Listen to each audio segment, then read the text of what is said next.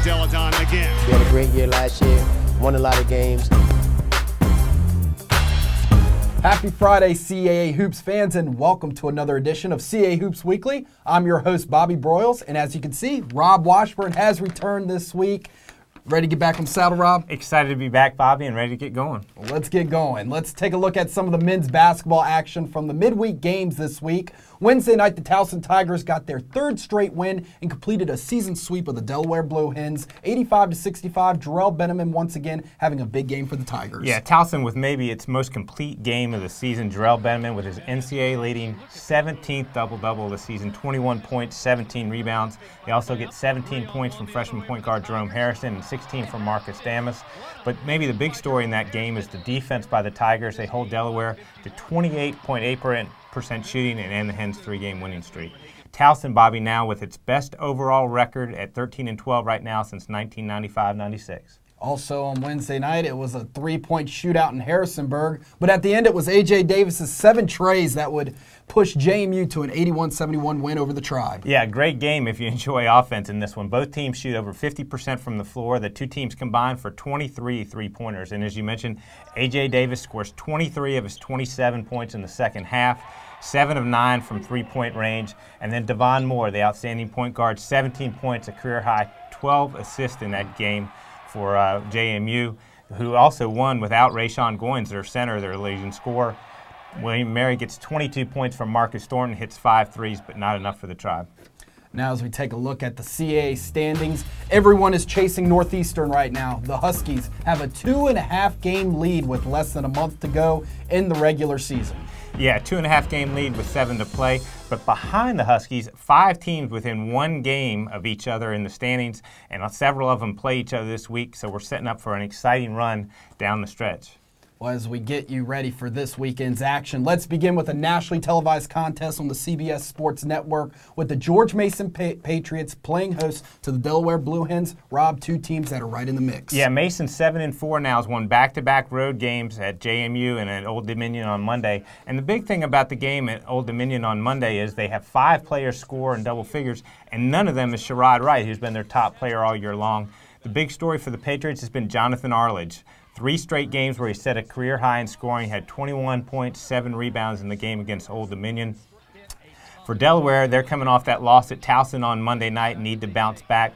Devon Sadler needs to have a big game. He's scored in double figures now in 29 straight games, which is one of the longest streaks in the country. So Delaware's dropped to 6-4. They're going to need to get a victory to stay near the top of the standings.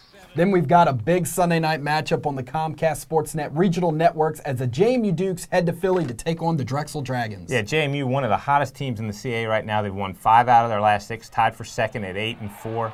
But they've been really good at home, 6-1 at home this season, but not so good on the road, 2-3 on the road. So a big test for them at the DAC. And of course, Drexel needs to bounce back from that loss to Old Dominion on Thursday.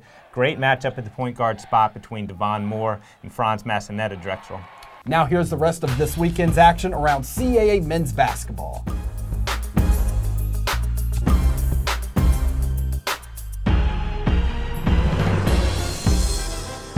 Let's take a look at some of the action on the women's side this week. We begin on Long Island with a big matchup between 2 teams looking to stay near the top half of the CAA standings as Northeastern gets the road win over Hofstra. Yeah, quite a game that came right down to the wire for Northeastern. Jewel Tunstall hits the game-winning shot with just 1 second to go to give Northeastern a 59-57 victory.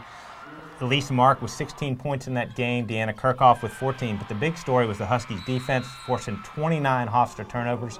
For Hofstra, Shantae Evans with yet another double-double, 19 points and 16 rebounds. Both teams now tied in the standings at 6-4 in the CAA. And we nearly had a historic night at Towson, but Elena Deladon falls just short of the CAA career scoring record in leading her team to a win on the road over the Tigers. Yeah, along with Elena, 4 Delaware players scoring double figures in that game as they beat Towson 77-55. Danielle Parker, senior, scores 12 points and goes over the 1,000-point mark for her career to join her teammates, Elena Deladon and Lauren Carra, in that exclusive club.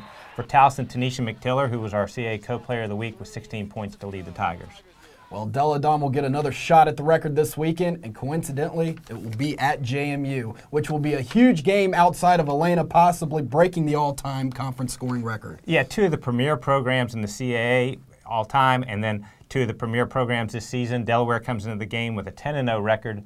JMU at 9-1, having won 8 straight games. As you mentioned, Elena 11 points shy of the all-time scoring record, which was set by James Madison's Dawn Evans just 2 years ago. And keep in mind, Elena's got a pretty good history at the Convocation Center. She scored her all-time high, 54 points there in 2010. But you know the Dukes are going to be geared up to stop her. Tariq Hislop, JMU's top player, who had 19 points in a victory on Thursday night, needs just 2 points to become the number 4 player on JMU's all-time scoring list.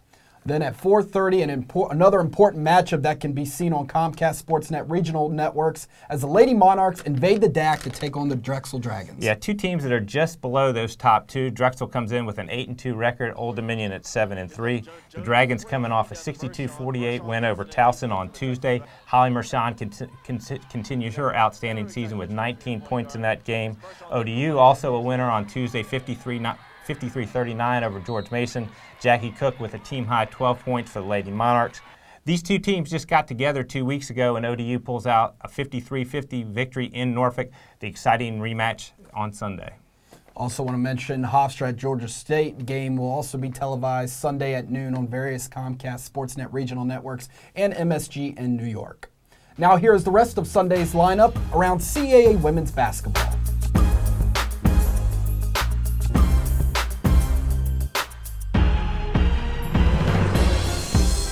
As you fans saw on the schedule, we have another key matchup on the men's side this weekend between Towson and Georgia State. And now joining us from Atlanta is Panthers freshman sensation RJ Hunter. RJ, welcome to the show. How are you?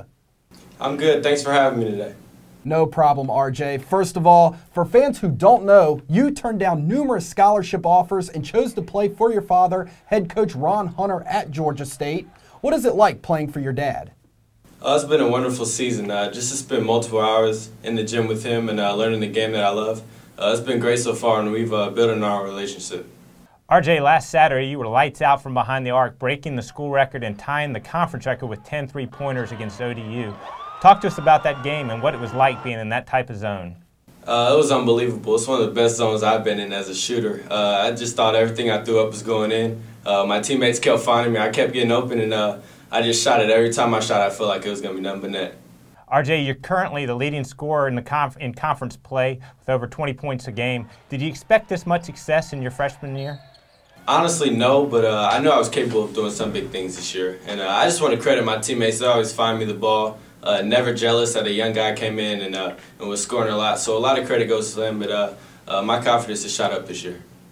RJ, last time you guys played the Tigers, you hit the big go-ahead three-pointer with just over a minute remaining and followed that with the block shot as time expired to give the Panthers the win at Towson.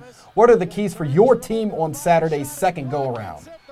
Well, that was a tough one the first time. And one of the 3 things we want to defend, rebound, and run. That's our motto for the year. And you got to rebound against the guys. Benimon on the glass, and they got a lot of athletic wings. So if we rebound this game and stay our course, I think we have a good chance. RJ, thank you for joining us. Good luck on Saturday and the rest of the season. We will talk to you again down the road. Thanks, guys. Thanks for having me. RJ Hunter, one of the exciting young players in the league this season, and we look forward to watching him play the rest of this year. Other news and notes around CAA basketball this week. We want to remind CAA Hoops fans to vote for Northeastern's Jonathan Lee and Delaware's Elena Deladon for the Senior Class Award. Both Jonathan and Elena have been named finalists for this prestigious honor. Yeah, both outstanding representatives, not only of their schools, but of the CAA, have had outstanding careers on the court, in the classroom, and outside the classroom contributing. And I hope fans out there will vote for both of them and see if we can have 2 winners from the CAA for that prestigious award. Fans, log on to www.seniorclassaward.com to submit your votes for Jonathan and Elena. Best of luck to them. That is it for today's show. Remember to watch our show, and for much more video content featuring everything happening around CAA sports, visit our new home, CAA.tv. We want to thank RJ Hunter once again for being our special guest today on the show. We'll be back here next Friday. Enjoy the games this weekend.